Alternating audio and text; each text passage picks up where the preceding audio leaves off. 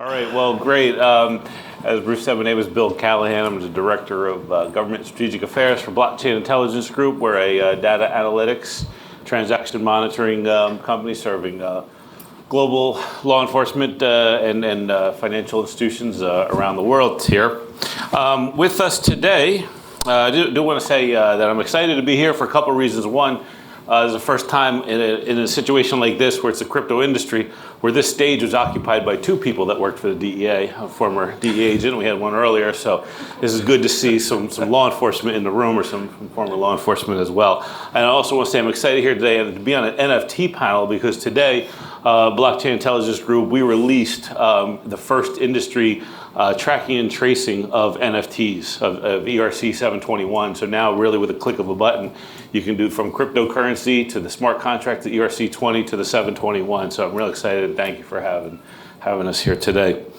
Hey, let me introduce our guests here on our panel. I'm going to have them introduce themselves. We have James Duchesne. Duche. Oh, sorry. I'm probably going to butcher everything then after that.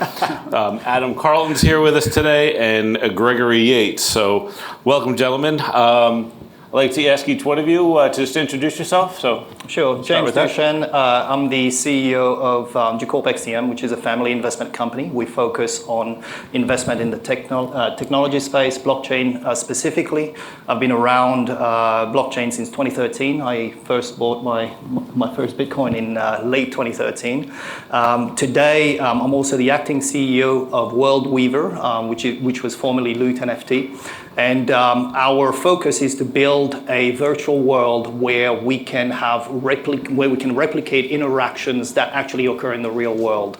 So almost as a serious game, but serious here doesn't mean serious. It means the actual understanding of behaviors and interactions within a metaverse. So you can think about a virtual world with its own laws, with its own politics, voting system, transfer, banking, all of these things from a gated perspective, from a permission perspective first, to understand the interactions of Web3 and Web2 technology, but also as a merger between AI, 3D, AR, virtual reality, which is basically the new frontier for the 250 million plus people that are soon going to go away from Roblox, and they're the future customers in the next 5 years. So that's what we're focusing on.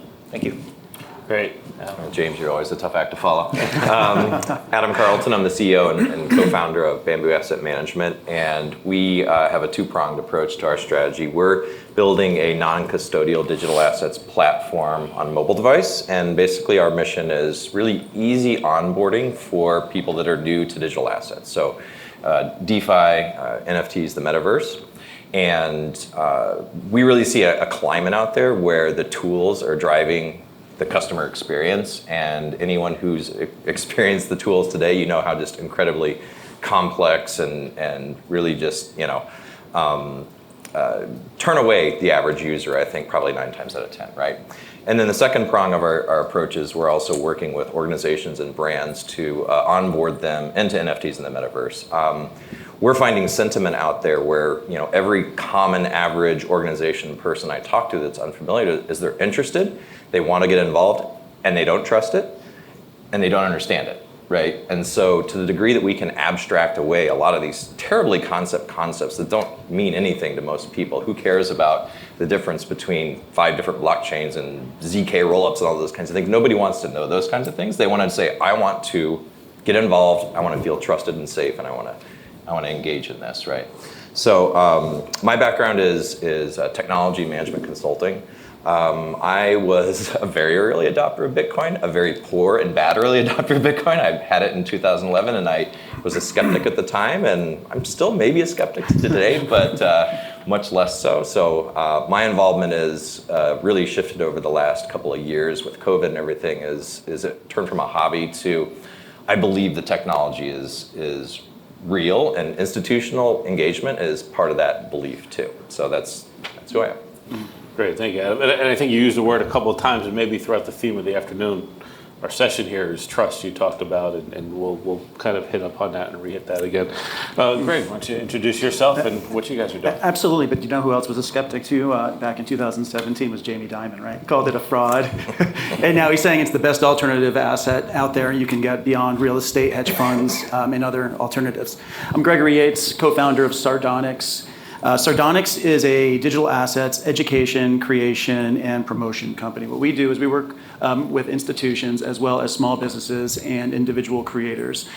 With institutions and small businesses, we work with them on their digital go-to-market strategy. My background is heavily in the marketing side of the business. And for individual creators, we actually help them to set up forums so they can take their assets to the marketplace and NFT them.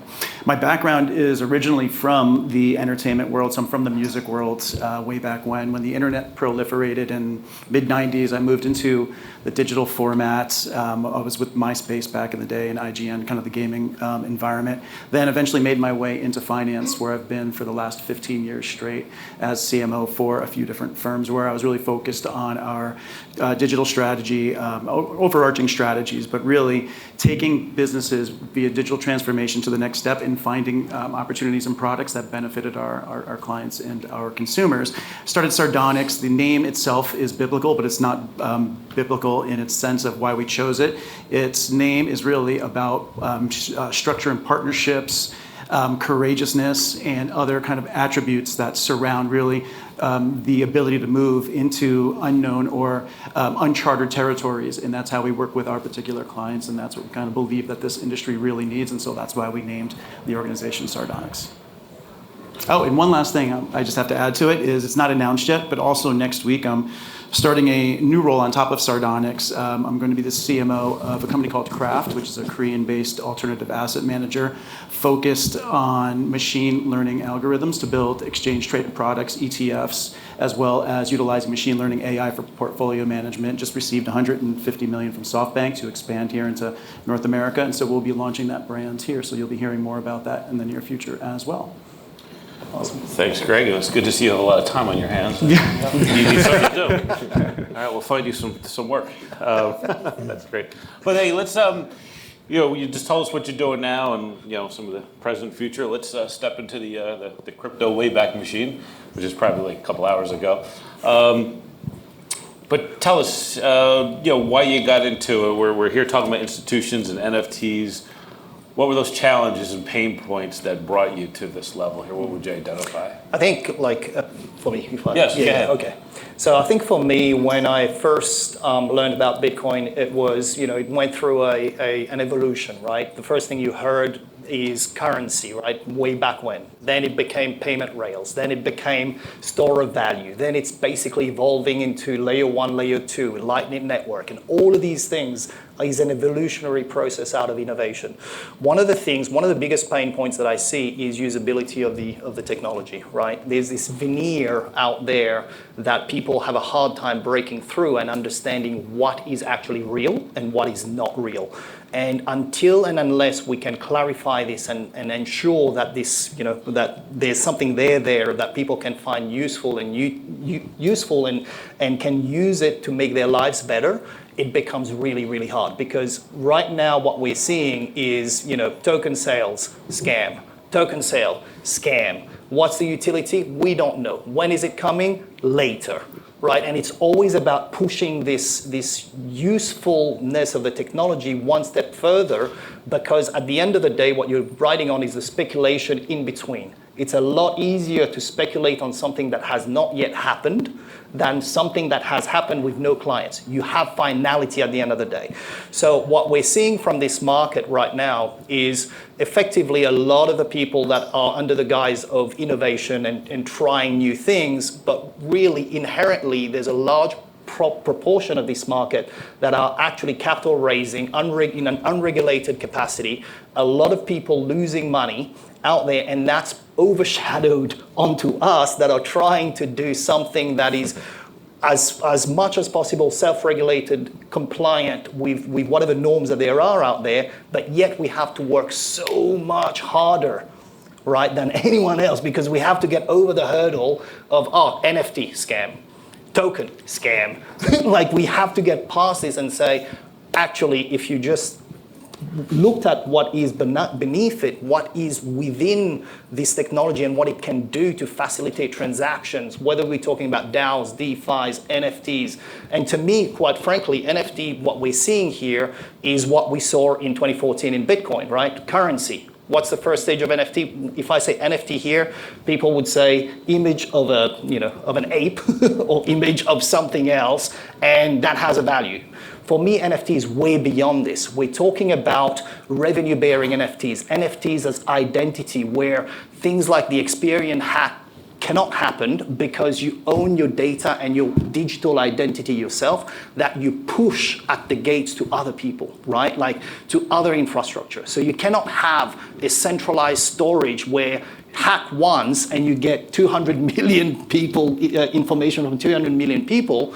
Here you actually push these things. NFTs enable this. NFTs enable keys, enables the ability to say, you've got an NFT, which is a revenue-bearing instrument that collects a certain amount of money into little buckets that you can transfer as ongoing concern between funds even, right? To me, it's that thing that we're not seeing because we're too focused on the 10x of Bored Apes or whatever the other things that you have. So you're talking about the pain points, and I think the pain point for somebody that's trying to do something useful and valuable as a product and a service have to get over all of this just because we're touching Web3 and at the junction of Web3 and Web2. So I think that's one thing that if I had to add value to this audience would be to say, there is something there, but you need to get over that hurdle first. So getting over that hurdle, Adam, you want to? Yeah, I think I would kind of echo some of the things that James talked about. And when I, in my experience, I learn by doing, right? And so I've gotten, over the past year or so, very involved in a lot of NFT projects out there, and don't own any apes or any of those kinds of things like that. But the ones I did get involved with, I was pretty unimpressed with. Well, they're cheap now. They're cheap now.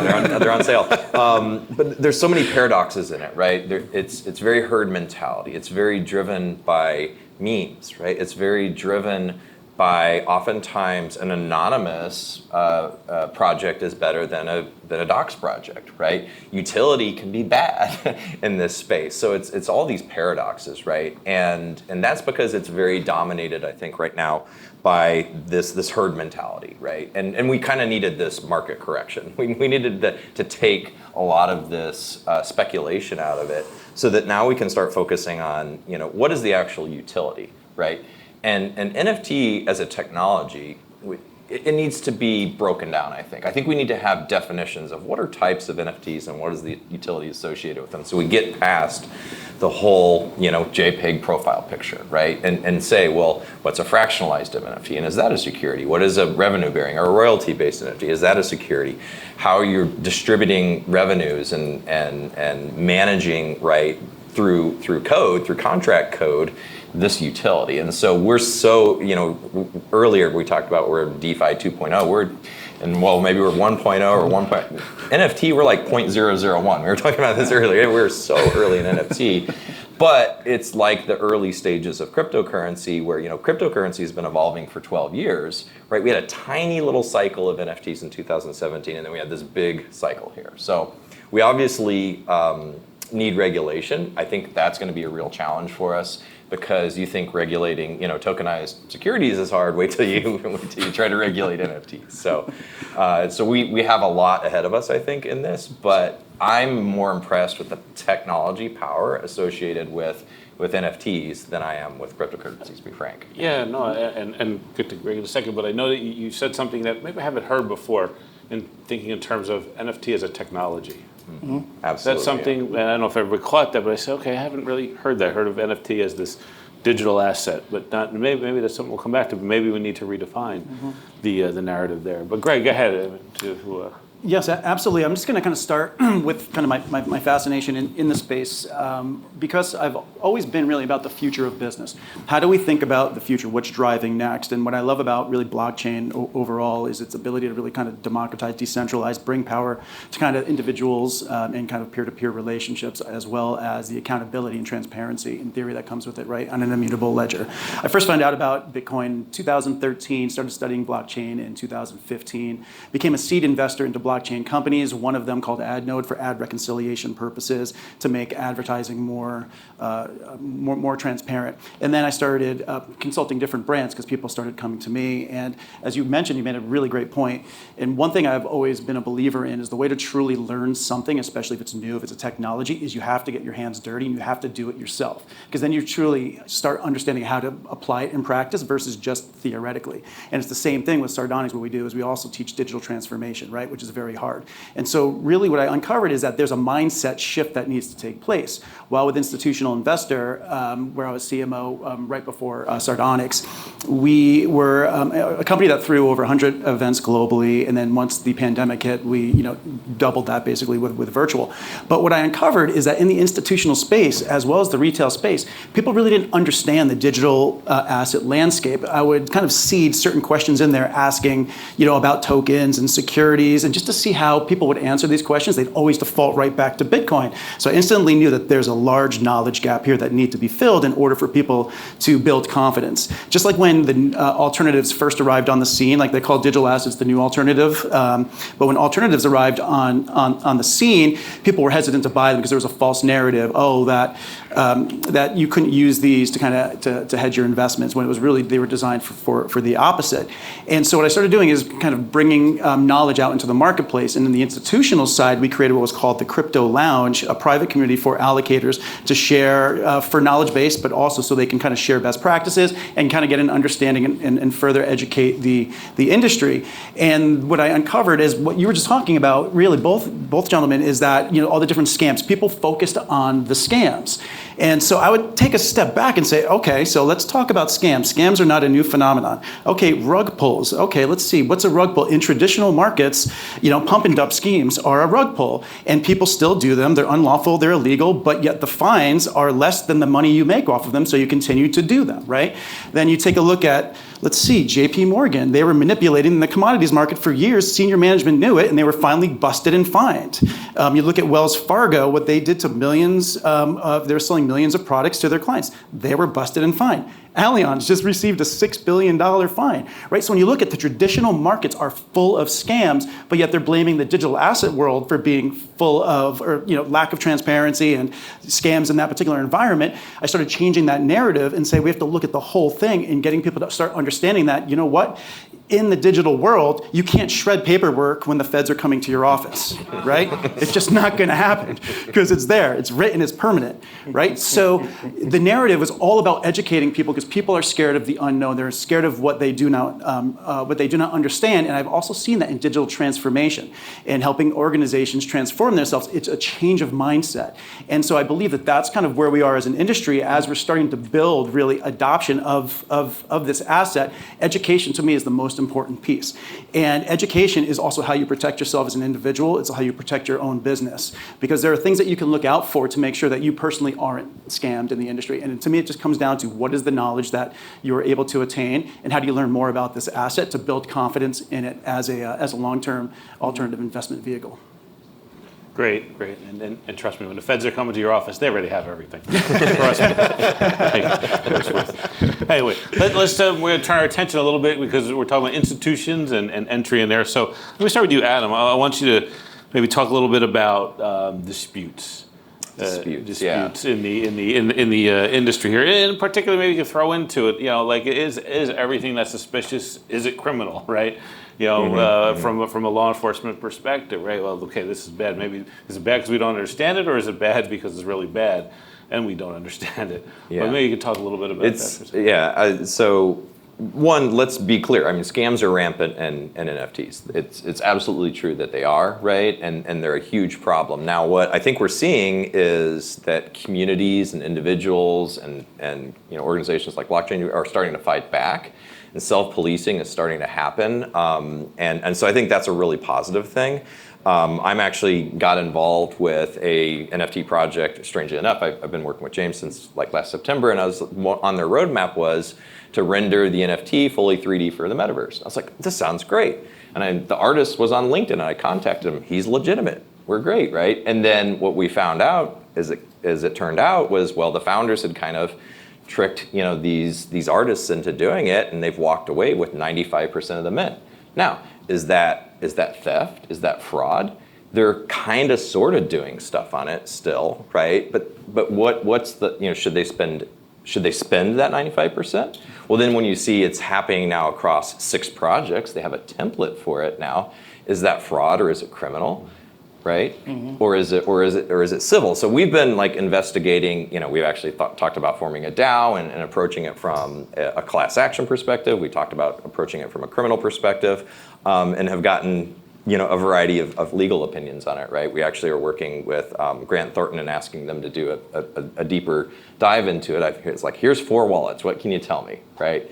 So it's very experimental in understanding how we can approach this, but this was all grassroots. This was all community coming together and saying, we're really upset about this, and we want to see what we can do. And so I think that's one of the silver linings in this is you're starting to see communities are coming together and saying, we're not going to sit around and wait for this to get fixed. We're gonna start addressing it, and the least we can do is name and shame someone and not let them operate freely in this environment again, right? We're learning these 2 individuals are based out of Dubai, and they've done this at least 6 times, right? Well, Dubai has laws.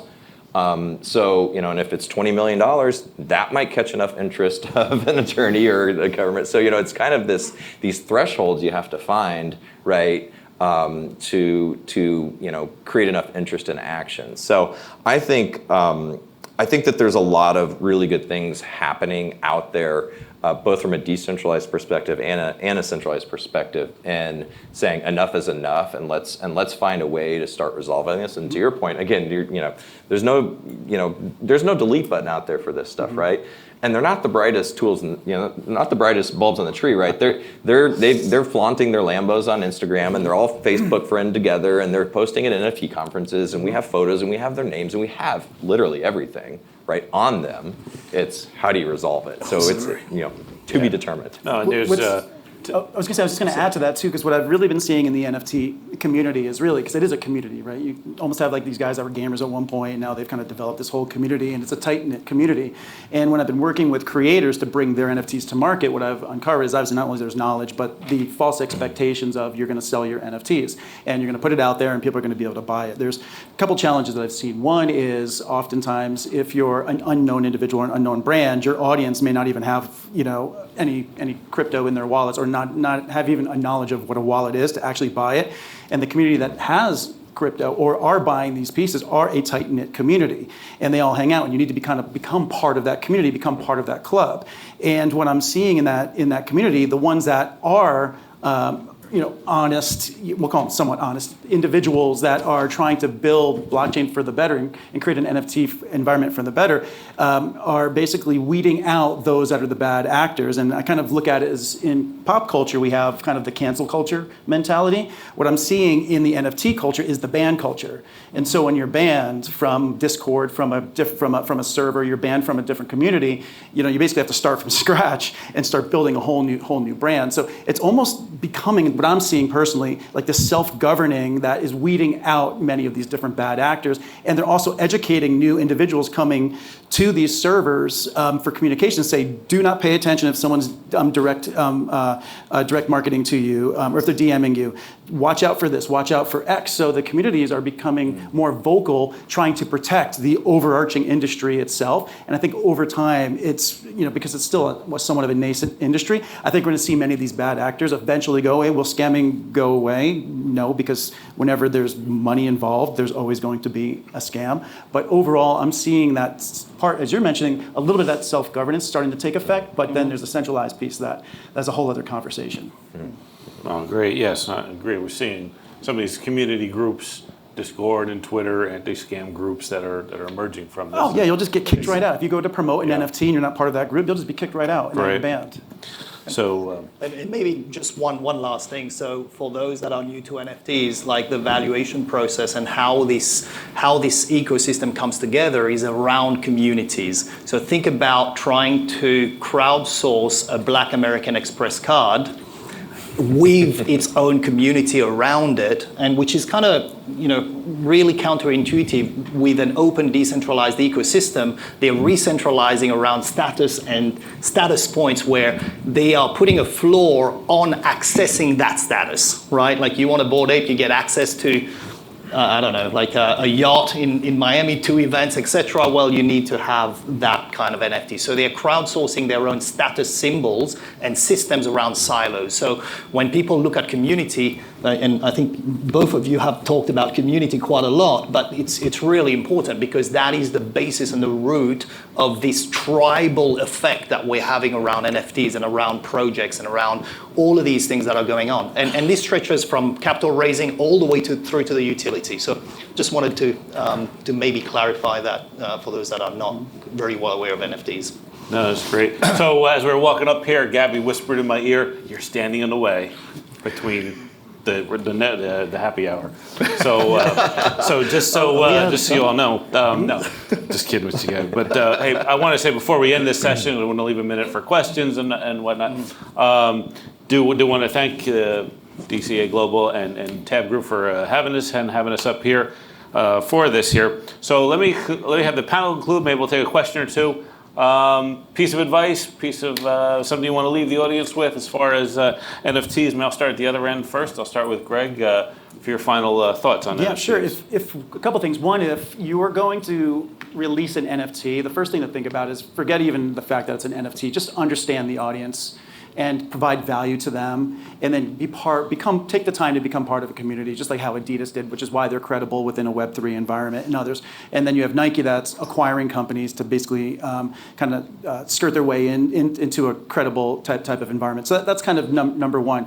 Number two, I think what's really key and where companies are getting scammed is it's the equivalent to me of a data breach for a traditional organization where you just need to be careful on how your technology is built. And there are firms out there that can help you with your smart contracts, because when you look at some of the losses that are out there, companies are losing millions, like scores of millions of dollars, all because their smart contract is written incorrectly, right? And so you're losing there, or it's easy to be hacked. So when going to really market, just making sure that you have the right talent in place that has the right experience and that can build the right infrastructure to safeguard your assets, especially if you're minting it on your own, if you're having people mint them on your own website versus a secondary market like OpenSea.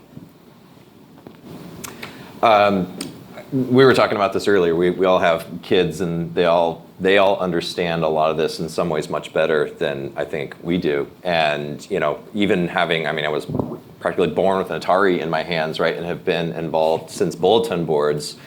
And I think I have the perspective that understand that our children are going through kind of a digital tribal social revolution. I think this happens in every generation, right? But I think that our kids are going to really, don't underestimate them, right? Don't underestimate our kids at all. Don't underestimate these young communities and cultures and what is happening from this. I think people, NFTs are dead. No, this is a cycle, right? And so I think we were thinking about, from an institutional perspective, how do you look at this? Well, this is clearly not necessarily an asset class that a lot of funds are ready to put money into.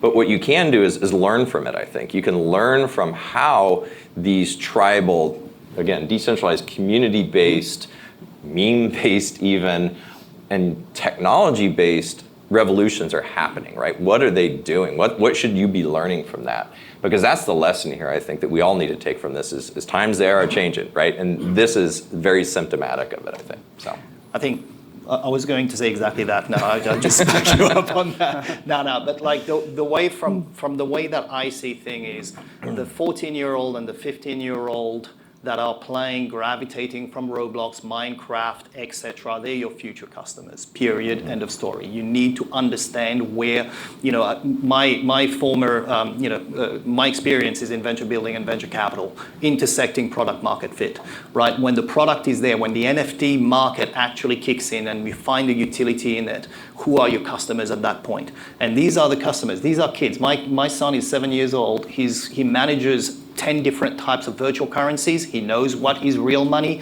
what is fake money, in-world money, or whatever that is.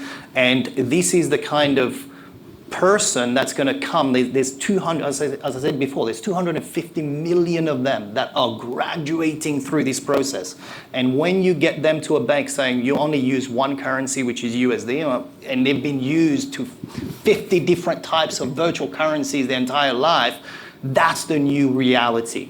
So from the way that I see it, we're involved in metaverses or virtual worlds, etc. So the way that I see this is, and this might be important for funds or future investments in the space. Maybe not now. Now is the time to wait, to learn, to understand, to educate, to understand how each one of these pieces of technology come together. We need regulatory clarity over it. If you think that tokenized, fungible tokens was a headache for the regulators, you have seen nothing yet. Think about the displacement of the foundation of commerce being imbued in NFTs, whether it's revenue bearing, whether it's shares, whether it's identity, etc. Imagine the cross section and the legal ambits that you're going to have to really have a look at to ensure consumer protection at the end of the day. It's a big deal. The second thing that's happening is you've got an intersection of multiple, and I'm speaking from a venture side, you've got an intersection of multiple technologies coming together.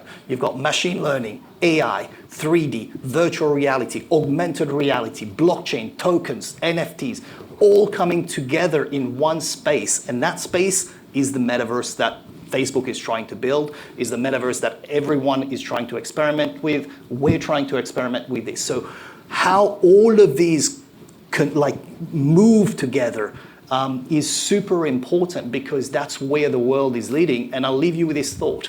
We went from the radio, advertising, right? I heard, okay, so on the radio, you need to eat McDonald's. McDonald's is great, cool. I'm gonna go out and buy McDonald's. Then we evolved to television, right? Like the ad space, visual stuff. Then we evolved to computers. That's cool. And now we're evolving into this fully immersive environment that is capturing the attention of your future consumers. So to the point where if you capture that environment, and you have a bunch of people, say 100 million people in there, you bypass all the previous media where you consume that information, and now you have the ability to subsume part of that economic process, much the same way that Visa is used and takes a cut on practically every single transaction out there. This is a shift in medium, a shift in the communication and delivery of information, and it's happening whether we want it or whether we don't. It is it. So thank you. Thank you. And I have not evolved past McDonald's myself.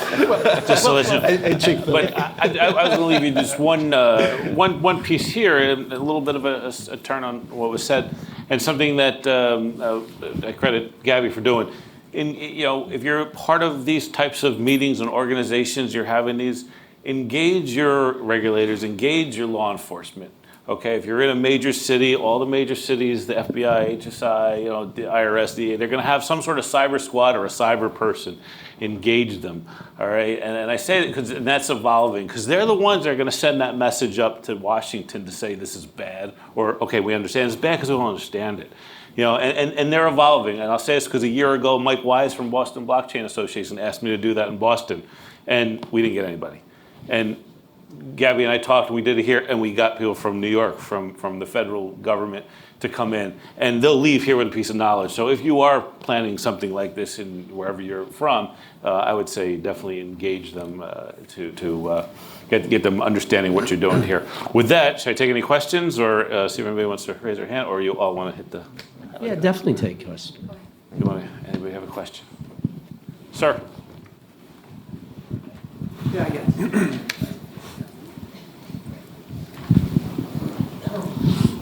I know some faces on there. Hey, Bill. Uh-oh, I'm in trouble. Okay, no, you're not. You're in trouble. I like the idea of the NFT being as a technical component. I think that's one of the first times I've actually heard that. I think it makes a lot of sense. And I got my other friend on the other end. He knows how to answer this very well. My question to you is that it seems to me that there's a consumer risk, but there's also the institutional commercial risk. And we heard today from the CFTC their abilities to actually have oversight. Do you think that there's other regulatory bodies like the UCC or maybe the Consumer Financial Protection Bureau that can actually take on that responsibility in mitigating some of these risks within the NFT space? Was that for me or for you? Is that for anyone? For anyone, right? I would certainly say absolutely. I mean, it's like when you look at you looked at the intent, right? Why, like if you have, say, 1,000 NFTs that you are selling, right? The majority of people are buying because of the expectation of profits that will lead to a capital raise to create something, right? Which basically how we test all day long, right? Like, so the SEC needs to be obviously involved, right? Like from that perspective. You have money laundering issues, you know, from whatever you're doing in terms of transaction as well. You have false and misleading representations being made out there. One of the biggest thing in the NFT space that I think everyone is glossing over is, let's just say Adam's got a Bored Ape NFT, right, which is a picture. And I take that picture and I put it I put it on my T-shirt and I sell 1 million copies of it. Does Adam have a right to sue me for infringement of his property? If you go to court with this, 9 times out of 10, I would bet, right, that the courts will say, no, sir, you own a token, but not the underlying asset, right? Because there is a difference at law from owning a token, which you have a control over for transfer, and actually owning the underlying asset or image or picture or something like that. So what we've been able to do is bake it into the protocol to have a contract actually inside of the NFT that says if you transfer it, if you own that NFT, therefore you also own the underlying asset. This may be a detail, but I think you have consumer protection, like the bureau can come in and just go, hang on a second, are you selling the underlying asset and representing that if you own the token, you actually also own the underlying asset, which is not necessarily true in all cases. Like, so the thing with NFTs is you have so many different elements. You have the SEC on one side, the CFTC on the other side, could be a commodities. You've got, you know, misleading and deceptive practices.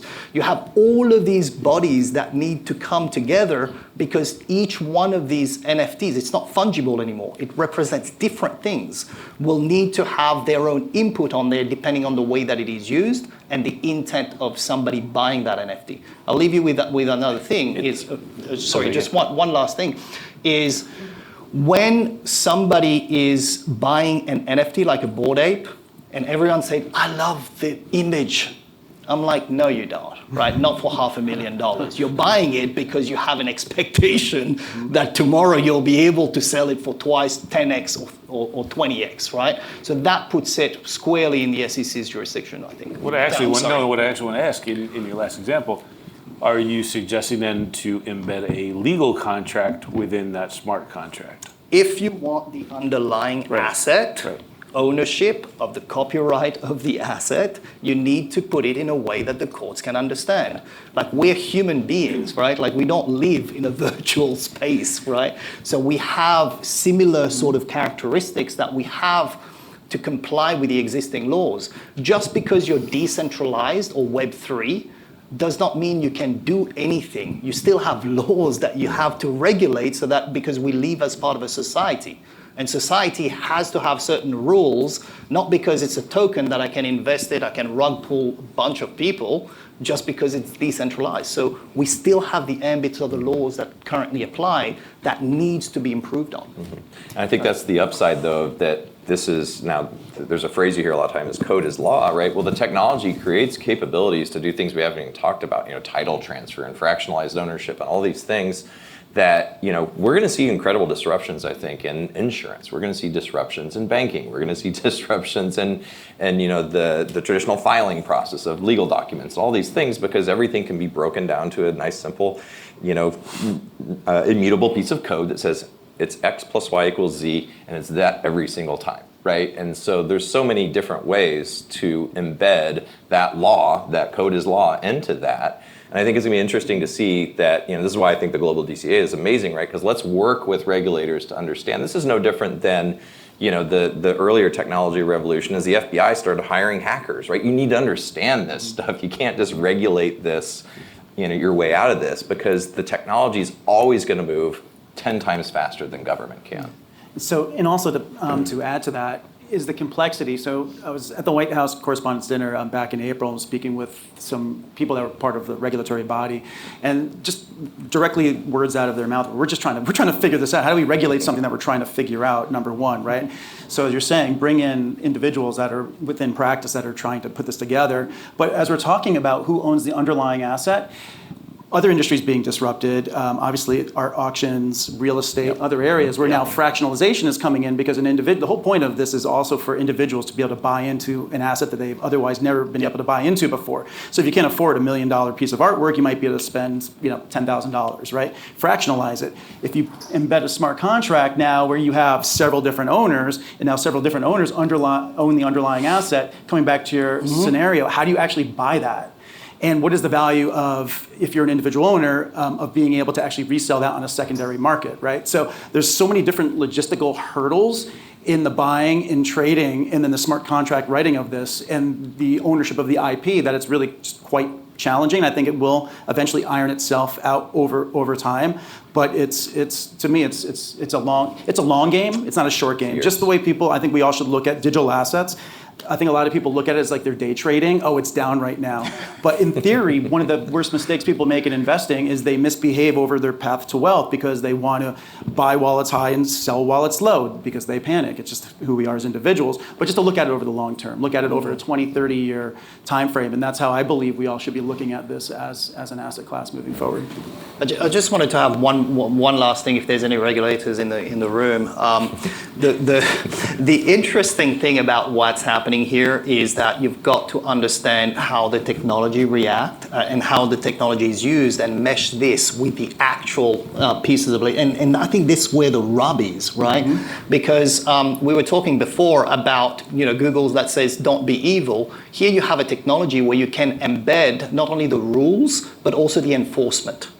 And if you leverage that and understand the technology as well as what you're trying to regulate and mesh this properly, I think that's the ideal situation, right? And I think that's when you say enforcement, that's for another time, but a good topic to talk about, because when you talk about enforcement, you're talking about jurisdictional issues as well. But with that, we'll turn it back over. Yeah, we went long. Thank you. Great panel. Thanks.